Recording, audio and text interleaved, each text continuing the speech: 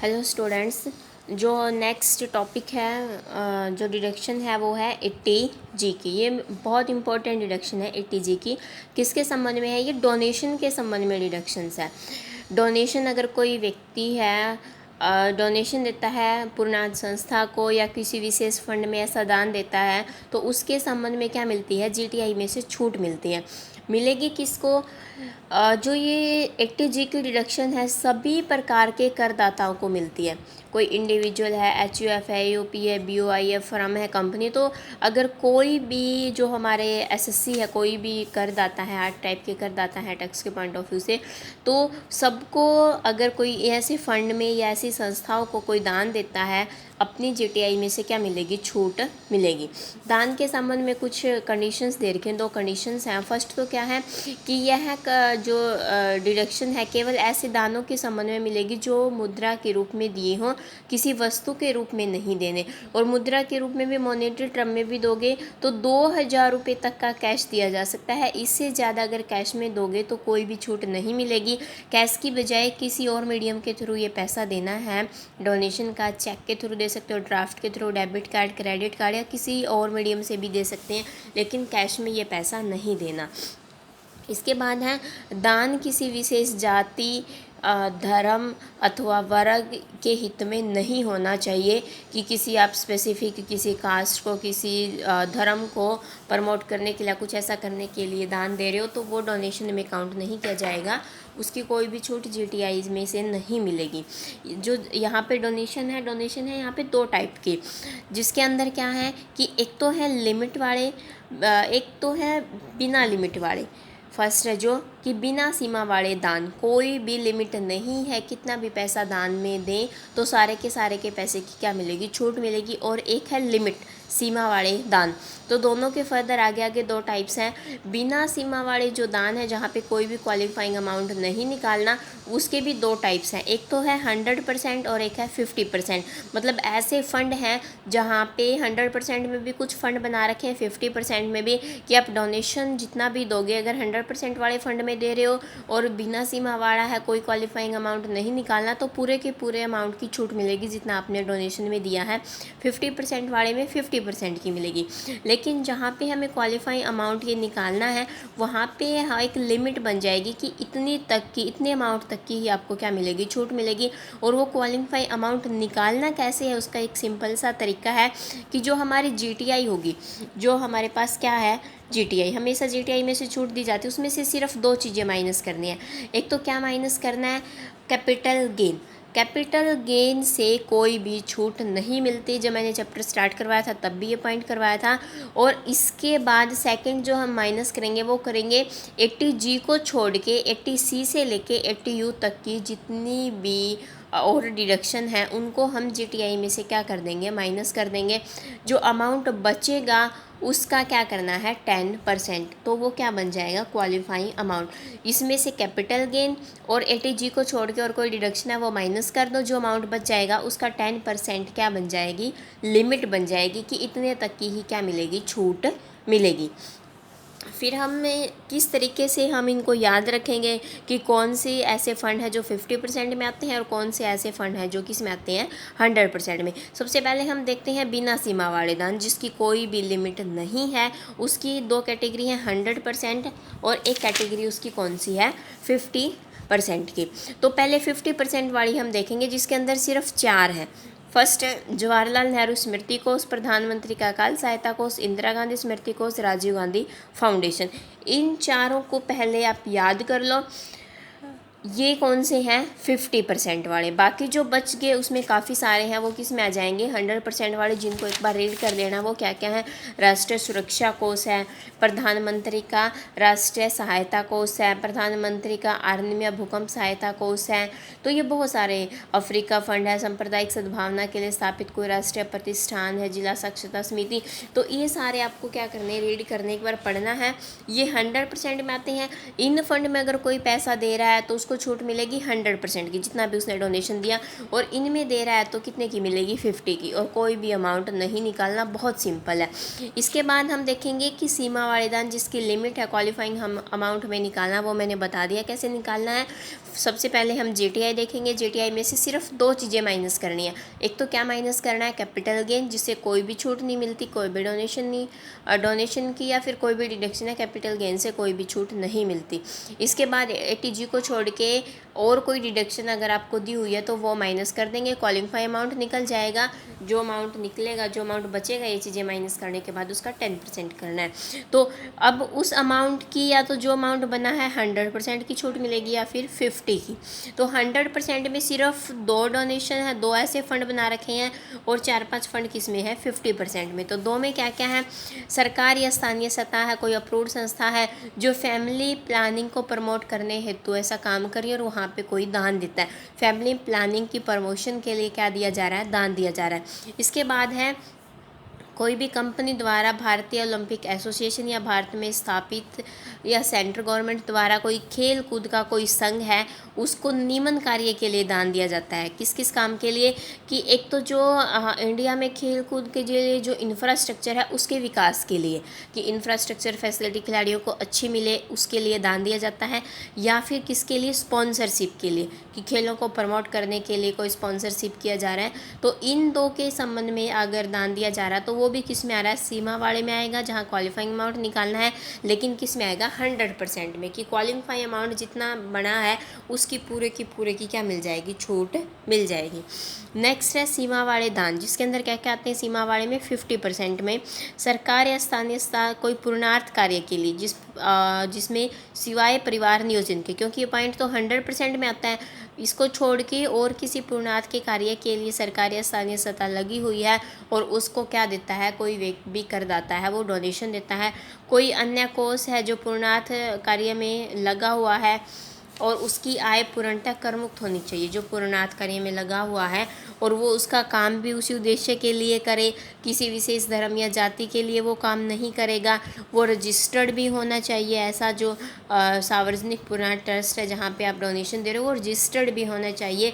संघ या कोष का जो कमिश्नर द्वारा अनुमोदित होना आवश्यक है। जो उन्होंने फंड बना रखा है वो इनकम टैक्स का जो कमिश्नर होता है उसके द्वारा अप्रूव्ड होना चाहिए, तभी एक करदाता को क्या मिलेगी, छूट मिलेगी। नेक्स्ट है कोई ऐसी सत्ता है, कोई अथॉरिटी है ऐसी जो क्या करती है, मकान बनाने, शहर कस्बे या गाँव में किसी योजनाबद्ध तरीके से विकास करने, सुधार करने के काम में कानून के द्वारा गठित और इस काम में लगी हुई है, वहाँ पे डोनेशन दिया जाता है। या फिर सेंट्रल गवर्नमेंट या स्टेट गवर्नमेंट ने का कोई ऐसा निगम है जो ये अल्पसंख्यक लोग होते हैं, इन लोगों के हितों के लिए जो काम किया जाता है वहाँ पे डोनेशन दिया जाता है। कोई ऐसा नोटिफाइड मंदिर है, मस्जिद है, गुरुद्वारा है, गिरजाघर है या कोई ऐसी बिल्डिंग है, ऐतिहासिक बिल्डिंग है जिसको रिनोवेट करने के लिए, मरम्मत करने के लिए क्या दिया जाता है, दान दिया जाता है। तो ये इस टाइप के दान किस में आते हैं, लिमिट में आते हैं और किस में आ रही हैं 50% में। तो एक क्वेश्चन देखो, इसमें इसके थ्रू समझ आ जाएगा। गत वर्ष 2019-20 में मिस्टर विवेक की जीटीआई दे रखी है 5 लाख रुपए और उसने चेक द्वारा दान दिए, चेक द्वारा ये सारे दान दिए हैं, उसने कैश में नहीं दिया, इसका मतलब उसको छूट मिल जाएगी। कैश में अगर 2000 से ऊपर का दोगे तो छूट नहीं मिलेगी। 5 लाख की तो उसकी जीटीआई होगी। महाराष्ट्र मुख्यमंत्री का भूचाल रायता कोष, ये किस में आता है, ये आता है 100% में, कोई भी लिमिट नहीं है। इसके बाद सांप्रदायिक सद्भावना के लिए कोई ऐसा प्रतिष्ठान स्थापित कर रखा है, ये भी 100% में आता है। राष्ट्रीय प्रतिष्ठा की शिक्षण संस्था है, ये भी 100% में आता है। राष्ट्रीय बाल कोष है, ये भी किस में आता है, 100% में। तो ये सारे किस में आ रहे हैं, 100% में। तो इस सब की क्या मिल जाएगी, छूट मिल जाएगी। लेकिन जो ये है स्थानीय सत्ता को परिवार नियोजन हेतु फैमिली प्लानिंग वाला 100% में तो आता है, लेकिन ये आता किस में है, लिमिट में। पहले हमें यहाँ पे क्वालिफाइंग अमाउंट है वो निकालना पड़ेगा। और जो अल्पसंख्यक जाति निगम है ये भी किस में आता है, ये 50% में आता है और लिमिट वाले में आता है। तो हम लिमिट किस तरीके से निकालेंगे, लिमिट देखो जीटीआई यहाँ पे कितनी है, 5 लाख रुपए। अब 5 लाख में से हमें सिर्फ क्या चीज़ें माइनस करनी होती हैं, एक तो क्या करना, माइनस करना होता है कि हमारे पास अगर कोई ऐसी कैपिटल गेन क्वेश्चन के अंदर होता वो माइनस करते, और एटीजी को छोड़ के और कोई डिडक्शन। ना तो इस क्वेश्चन में कैपिटल गेन दे रखा है, ना इस क्वेश्चन में क्या दे रखा है, कोई भी ऐसा ऐसी डिडक्शन है 80G को छोड़ के, तो हमें कुछ नहीं माइनस करना, डायरेक्ट 5 लाख का क्या कर देंगे 10% कर देंगे। कितनी लिमिट बन जाएगी, क्वालिफाई अमाउंट 50,000 रुपये बन जाएगा। सबसे पहले हम 100% की छूट देंगे, 100% की छूट 40,000 की हम दे देंगे, अमाउंट बच गया। इसके बाद 10,000 रुपये। तो जो ये 50% वाली है, यहाँ पे कितने की छूट मिलेगी, 50% की मिलेगी, 5,000 रुपये की छूट मिलेगी। तो जो लिमिट वाली थी उसमें सिर्फ 45,000 की छूट मिलेगी, बाकी सारे 100% में आते हैं, सबकी पूरी छूट मिल जाएगी। GTI में से टोटल छूट मिलेगी 85,000 की और अमाउंट बच जाएगा 4,15,000 रुपये। नेक्स्ट है जो 80GG। 80GG में क्या है, किराए के भुगतान के संबंध में कटौती, किराए का भुगतान किया जाता है। ऐसी छूट मिलेगी किसको, कोई भी ऐसा व्यक्ति जो करदाता है, जो किराए के मकान में रहता है लेकिन उसको मकान किराया भत्ता नहीं मिलता, जिसको क्या नहीं मिलता, HRA नहीं मिलता है। ठीक है, अगर HRA मिलेगा तो ये पॉइंट कहाँ पे कैलकुलेट होगा, सैलरी हेड में होगा, और यहाँ पे कोई कैलकुलेशन नहीं करनी, कोई छूट नहीं मिलेगी। यहाँ पे सिर्फ हम देख रहे हैं 80G है, इसमें किराए के भुगतान के संबंध में छूट मिलती है, लेकिन मिलती किसको है, जिसको HRA नहीं मिलता और वह व्यक्ति क्या है, किराए के मकान में रहता है। तो प्रोविजंस क्या क्या है इसके देख लो एक बार। छूट कितने की मिलेगी, जो भी अमाउंट कम होगा, हम तीन यहाँ पे पॉइंट निकालेंगे, तीनों में जो भी कम होगा उसकी क्या दे देंगे, छूट दे देंगे, जैसे HRA में से निकालते थे। तो पहला क्या है कि रेंट पे उसने जितना किया है उसका हम करेंगे, उसमें से माइनस करेंगे 10% ऑफ टोटल इनकम। वहाँ पे हम सैलरी लेते थे, सैलरी का 10%, यहाँ पे हम लेंगे टोटल इनकम जो दे रखी होगी उसका 10%, rent paid minus 10% of total income. फिर देखेंगे जो कुल आय है उसका 25% और 5,000 रुपये पर मंथ, ये साल का कितना हो जाएगा, 60,000 रुपये। इन तीनों में से जो कम होगा उसकी क्या मिल जाएगी, उसको छूट मिल जाएगी। इसके बाद इसमें कुछ कंडीशंस भी दे रखी हैं। वो कंडीशंस क्या क्या हैं कि एक तो किराए से मुफ्त उसको मकान नहीं मिला हुआ, अगर किराए से मुफ्त मकान मिला हुआ इसका मतलब वो यहाँ पे किराया ही नहीं दे रहा। अगर किराए से मुफ्त मकान उसके मालिक ने दे दिया तो किराया किसका देगा, फिर तो ये छूट नहीं मिलेगी। या फिर उसके पास खुद का मकान है, जहाँ वो जॉब करा वहाँ पर मकान है, या फिर कहीं और मकान है, जॉब कहीं और करता है वहाँ पर किराए पर रहता है, लेकिन खुद का मकान उसका कहीं ना कहीं है, जिसकी वो सेल्फ ऑक्यूपाइड हाउस मान के सारे बेनिफिट लेता है उसके, तो ऐसे व्यक्ति को भी छूट नहीं मिलेगी क्योंकि उसका क्या है, खुद का मकान है। नेक्स्ट है 80GA। 80GA की छूट किस में मिलती है, 80GA की भी डोनेशन में मिलती है, लेकिन हम डोनेशन कहाँ पे दे रहे हैं, या तो साइंटिफिक रिसर्च के लिए या फिर ग्राम विकास के लिए। हम इन दो कामों के लिए क्या दे रहे हैं, डोनेशन दे रहे हैं, और ऐसे डोनेशन की छूट मिलेगी 80GA में। क्या क्या प्रोविजंस हैं कि करदाता की जो कुल आय है उसमें से अगर वो भुगतान करता तो 100% की छूट मिलती है। 100% जो उसने पैसा लगाया है पूरे के पूरे की छूट मिलेगी।